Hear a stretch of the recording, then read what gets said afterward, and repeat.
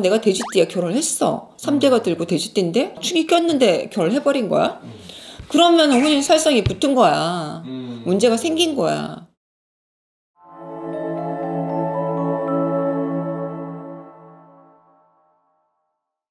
왜 결혼 후에 이제 되게 잘 풀리시는 분들도 있잖아요. 근데 반면에 결혼 후에 뭐 갑자기 더 인생이 더 안 좋아진다거나 더 많이 싸우게 되고 하던 일도 잘 안 되고 이런 것들이 어떤 좀 이유들이 좀 있을까요? 예전부터 하는 말이 있어.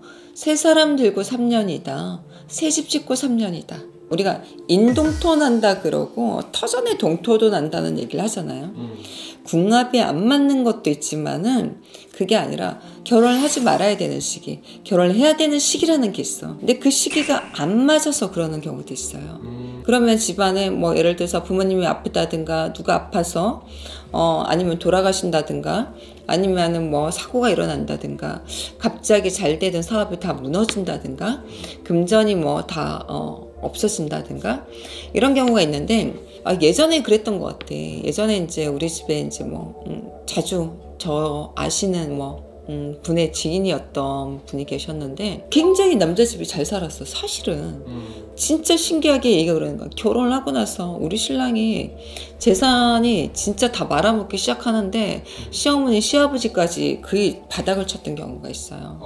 근데 자기하고 결혼하고 나서부터 이제 그런다는 거지.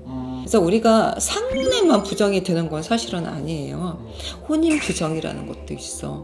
상갓집에 가면은 상문이 든다 이런 말 들어봤잖아요. 워낙들 많이 알 거야. 상갓집 가지마, 상문 들 거야. 이거보다 더 무서운 거는 잔치 부정이야 하고 얘기를 해요. 잔치 부정이요? 예. 예전에는, 지금은 이제 그런 걸 안 하잖아. 예전에는 문구멍 이렇게 뜰봐서 이제 신랑 신부 보고 막 이런 것도 많이 했잖아, 사실은. 귀신이 샘을 부리지 마라. 그런 의미도 굉장히 많이 있었어요. 그리고 신부의 얼굴을 비치지 마라.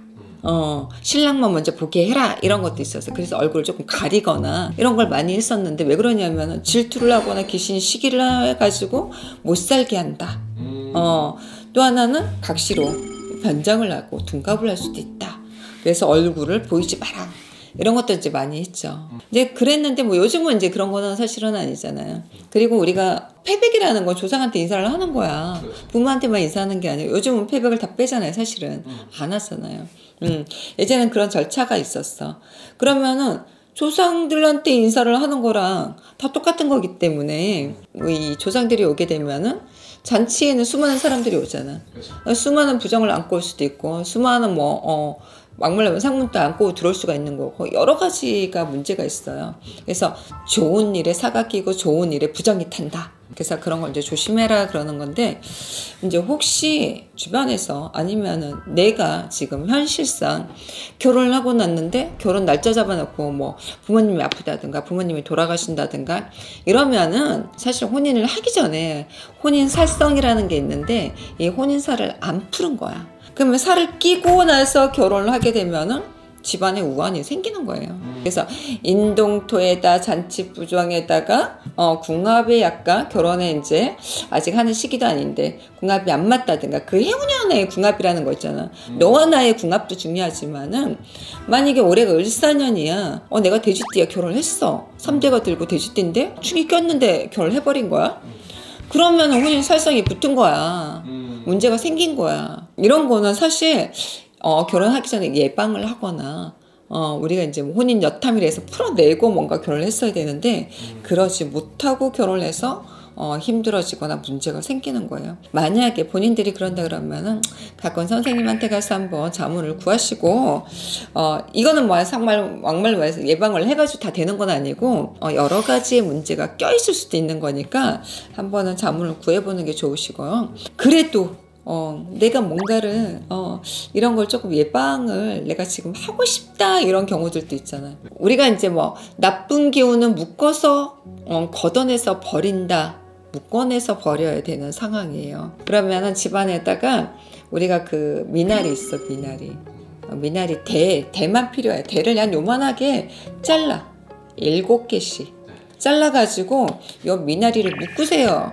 돌돌돌돌. 그리고 또 하나는 뭐 색깔 있는 걸로 묶으셔도 되고 그냥 약간 검은 천으로 묶으셔도 돼. 나쁜 거를 걷어서 묶어서 버린다는 의미를 많이 갖고 있으니까는. 그래서 만약에 7개씩 묶음을 만드는 거야. 내 신랑의 나이만큼, 나의 나이만큼. 그리고 요즘 뭐 침대 밑에 아무것도 없으면 침대 밑에 넣어놓고 주무셔도 돼요. 그리고 3일 동안 뒀다가 갖다 버리시면 돼요.